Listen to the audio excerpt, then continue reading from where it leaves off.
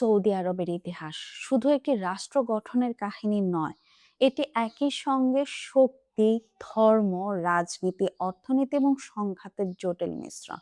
বেদুইন গোত্র ভিত্তিক সমাজ থেকে একটি আধুনিক রাষ্ট্রে পরিণত হওয়ার এই দীর্ঘ যাত্রা যেমন সাফল্যে ভরা, তেমনি এতে রয়েছে অসংখ্য বিতর্ক, সংঘর্ষ, দমননীতি এবং নেতিবাচক বাস্তবতা। এই ইতিহাসকে পুরোপুরি বুঝতে হলে শুধু গৌরব গাথা নয়, বরং এর অন্ধকার দিকগুলো গভীরভাবে বিশ্লেষণ করতে হবে। প্রাচীন আরব উপদ্বীপে বেদুইন সমাজ ছিল স্বাধীন কিন্তু বিচ্ছিন্ন। প্রতিটি গোত্র নিজেদের মতো চলতো এবং তাদের মধ্যে প্রায়ই যুদ্ধ হতো। এই সমাজ রাষ্ট্রের ধারণা ছিল দুর্বল এবং আইন শৃঙ্খলা মূলত নির্ভর করত গোত্র প্রধানদের উপর। এই অবস্থার কিছু সুবিধা থাকলেও এর বড় নেতিবাচক দিক ছিল স্থায়ী অস্থিতিশীলতা। কোনো কেন্দ্রীয় ক্ষমতা না থাকায় উন্নয়ন, শিক্ষা বা বৃহৎ সামাজিক কাঠামো গড়ে ওঠেনি। ফলে শতাব্দীর পর শতাব্দী আরব উপদ্বীপে বিশ্ব সভ্যতার মূল ধারা থেকে অনেকটাই দূরে ছিল।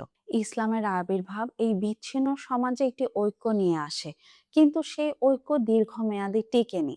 হযরত মুহাম্মদ সাল্লাল্লাহু আলাইহি ওয়াসাল্লামের মৃত্যুর পর রাজনৈতিক বিভাজন, খিলাফতের দ্বন্দ্ব এবং ক্ষমতার লড়াই আবারও আরব সমাজকে ভেঙে দেয়। যদিও ইসলাম একটি শক্তিশালী ধর্মীয় পরিচয় তৈরি করেছিল, বাস্তবে ক্ষমতার রাজনীতি এই ঐক্যকে বারবার দুর্বল করেছে। এই বিভাজনের ফলে আরব উপদ্বীপ দীর্ঘ সময় ধরে বাইরের শক্তির প্রভাবাধীন হয়ে পড়ে, বিশেষ করে অটোমান সাম্রাজ্যের অধীনে। অষ্টাদশ শতাব্দীতে মুহাম্মদ আবু ইবনে ওয়াহাবের নেতৃত্বে যে ধর্মীয় সংস্কার আন্দোলন শুরু হয়, তা সৌদি রাষ্ট্র গঠনের ভিত্তি তৈরি করে। কিন্তু এই আন্দোলনের একটি বড় নেতিবাচক দিক ছিল এর কঠোরতা এবং অসহিষ্ণুতা। ওয়াহাবি মতবাদ ইসলামের একটি নির্দিষ্ট ব্যাখ্যাকে শুদ্ধ হিসেবে প্রতিষ্ঠা করতে গিয়ে মতবাদ ও চর্চাকে অবজ্ঞা করেছে। এর ফলে আরব উপদ্বীপে ধর্মীয় বৈচিত্র্য অনেকাংশে দমন করা হয়। অনেক ঐতিহাসিক নিদর্শন, মাজার এবং সাংস্কৃতিক ঐতিহ্য ধ্বংস করা হয় শিরক বা বিদাত হিসেবে চিহ্নিত করে। এই কঠোর ধর্মীয় দৃষ্টিভঙ্গি পরবর্তীতে সৌদি আরবের নীতিতেও গভীর প্রভাব ফেলে। মোহাম্মদ বিন সৌদ এবং ওহাবি আন্দোলনের জোট একটি শক্তিশালী রাজনৈতিক ধর্মীয় কাঠামো তৈরি করলেও এটি অনেক ক্ষেত্রে সহিংসতার মাধ্যমে বিস্তার লাভ করে। প্রথম সৌদি রাষ্ট্রের সময় বিভিন্ন অঞ্চলে অভিযান চালানো হয়, যেখানে স্থানীয় জনগণের উপর চাপ প্রয়োগ করা হয় এই মতবাদ গ্রহণের জন্য। এই প্রক্রিয়া অনেক সময় শান্তিপূর্ণ ছিল না, বরং এতে যুদ্ধ, লুটপাট এবং জোরপূর্বক নিয়ন্ত্রণের ঘটনা ঘটেছে বলে ইতিহাসে উল্লেখ রয়েছে। প্রথম এবং দ্বিতীয় সৌদি রাষ্ট্রের পতনের পেছনেও ছিল অভ্যন্তরীণ দ্বন্দ্ব এবং ক্ষমতার লড়াই। সৌদি পরিবারের মধ্যেই নেতৃত্ব নিয়ে বিরোধ ছিল, যা রাষ্ট্রকে দুর্বল করে দেয়।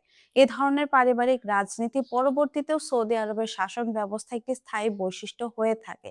রাজতন্ত্রের এই কাঠামোতে ক্ষমতা সীমিত কিছু মানুষের হাতে কেন্দ্রীভূত থাকে, যা গণতান্ত্রিক অংশগ্রহণকে সীমিত করে। আধুনিক সৌদি আরবের প্রতিষ্ঠাতা আব্দুল্লাহ আজিজ ইবনে সৌদ নিঃসন্দেহে একজন দক্ষ নেতা ছিলেন, কিন্তু তার রাষ্ট্র গঠনের প্রক্রিয়াও পুরোপুরি শান্তিপূর্ণ ছিল না। তিনি বিভিন্ন গোত্রকে একত্রিত করতে অনেক সময় সামরিক শক্তি ব্যবহার করেন। ইখওয়ান নামের পরিচিত একদল যোদ্ধা তার হয়ে যুদ্ধ করত, যারা ধর্মীয় উগ্রতা দ্বারা অনুপ্রাণিত ছিল। এই বাহিনী পরে তার জন্যই সমস্যার কারণ হয়ে দাঁড়ায়, কারণ তারা আরো কঠোরভাবে ধর্মীয় নীতি চাপিয়ে দিতে চেয়েছিল, যা শেষ পর্যন্ত বিদ্রোহের রূপ নেয় এবং দমন করা হয়। 1932 সালে সৌদি আরব রাষ্ট্র প্রতিষ্ঠার পর একটি নতুন অধ্যায় শুরু হলেও এর মধ্যেও নানা নেতিবাচক দিক ছিল। রাষ্ট্রটি একটি সম্পূর্ণ রাজতান্ত্রিক কাঠামোর উপর দাঁড়িয়ে, যেখানে সাধারণ জনগণের রাজনৈতিক অধিকার সীমিত, কোনো নির্বাচিত সংসদ নেই এবং মত প্রকাশের স্বাধীনতা নিয়ন্ত্রিত। বিরোধী মতকে অনেক সময় দমন করা হয়, যা মানবাধিকার সংগঠনগুলোর সমালোচনার কারণ হয়েছে। তেলের আবিষ্কার সৌদি আরবকে অর্থনৈতিকভাবে শক্তিশালী করে, কিন্তু এরও নেতিবাচক প্রভাব রয়েছে। তেলের উপর অতিরিক্ত নির্ভরশীলতা অর্থনীতিকে একমুখী করে তোলে। যখন তেলের দাম কমে, তখন অর্থনীতি চাপে পড়ে। এছাড়া তেল সম্পদ থেকে অর্জিত বিপুল অর্থ রাজ পরিবার এবং অভিজাতদের মধ্যে কেন্দ্রীভূত হয়েছে, এমন অভিযোগও রয়েছে। সাধারণ জনগণ উন্নয়নের সুফল পেলেও সম্পদের সমান বন্টন নিয়ে প্রশ্ন রয়েছে। আন্তর্জাতিক রাজনীতিতে সৌদি আরবের ভূমিকা নিয়েও বিতর্ক রয়েছে। ইউনাইটেড স্টেটসের সঙ্গে ঘনিষ্ঠ সম্পর্ক অনেক ক্ষেত্রে সমালোচিত হয়েছে, বিশেষ করে মধ্যপ্রাচ্যের বিভিন্ন সংঘাতে তাদের অবস্থান নিয়ে। একই সঙ্গে সৌদি আরবের বিরুদ্ধে অভিযোগ রয়েছে যে তারা বিশ্বব্যাপী ওহাবি মতবাদ প্রচারে অর্থায়ন করছে, যা কিছু ক্ষেত্রে উগ্রপন্থার বিস্তারে ভূমিকা রেখেছে বলে সমালোচকরা দাবি করেন। সামাজিক দিক থেকেও সৌদি আরব দীর্ঘদিন ধরে কঠোর বিধিনিষেধের জন্য পরিচিত। নারীদের অধিকার সীমিত ছিল, যদিও সাম্প্রতিক বছরগুলোতে কিছু সংস্কার হয়েছে। এক সময় নারীদের গাড়ি চালানো, স্বাধীনভাবে ভ্রমণ করা, অনেক পেশায় কাজ করা নিষিদ্ধ ছিল। এখন কিছু পরিবর্তন এলেও সমাজের রক্ষণশীলতার প্রভাব এখনো প্রবল। আরেকটি গুরুত্বপূর্ণ নেতিবাচক দিক হলো মত প্রকাশের স্বাধীনতার সীমাবদ্ধতা।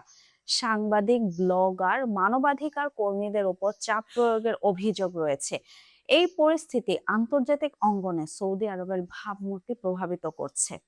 ধর্মীয় সংখ্যালঘুদের ক্ষেত্রেও সীমাবদ্ধতা রয়েছে। যদিও সৌদি আরব নিজেকে ইসলামের কেন্দ্র হিসেবে তুলে ধরে, বাস্তবে বিভিন্ন মাযহাব বা মতের মানুষের জন্য সমান সুযোগ সবসময় নিশ্চিত হয়নি, এমন অভিযোগও রয়েছে। অর্থনৈতিক উন্নয়ন সত্ত্বেও শ্রমিকদের অধিকার নিয়ে প্রশ্ন রয়েছে, বিশেষ করে বিদেশি শ্রমিকদের ক্ষেত্রে। দক্ষিণ এশিয়া থেকে আসা বহু শ্রমিক কঠিন পরিবেশে কাজ করেন এবং অনেক সময় ন্যায্য মজুরি বা সুরক্ষা পান না, এমন অভিযোগ আন্তর্জাতিকভাবে অনেক সমালোচিত। সব মিলিয়ে সৌদি আরবের ইতিহাস একটি দ্বিমুখী বাস্তবতা তুলে ধরে। একদিকে এটি অসাধারণ রাষ্ট্র গঠনের উদাহরণ, যেখানে বিচ্ছিন্ন বেদুইন সমাজ থেকে একটি শক্তিশালী আধুনিক রাষ্ট্র তৈরি হয়েছে। এই প্রক্রিয়ার মধ্যে রয়েছে দমন, বৈষম্য, সংঘাত এবং বিতর্ক। এই দুই দিক একসঙ্গে না দেখলে সৌদি আরবের প্রকৃত ইতিহাস বোঝা অসম্পূর্ণ থেকে যাবে। এই ইতিহাস আমাদের শেখায় যে কোনো রাষ্ট্রের উত্থান শুধু সাফল্যের গল্প নয়, এর পেছনে থাকে কঠিন সিদ্ধান্ত, সংঘাত এবং অনেক সময় মানবিক মূল্য। সৌদি আরব তারও ব্যতিক্রম নয়, বরং এটি সেই জটিল বাস্তবতার একটি শক্তিশালী উদাহরণ।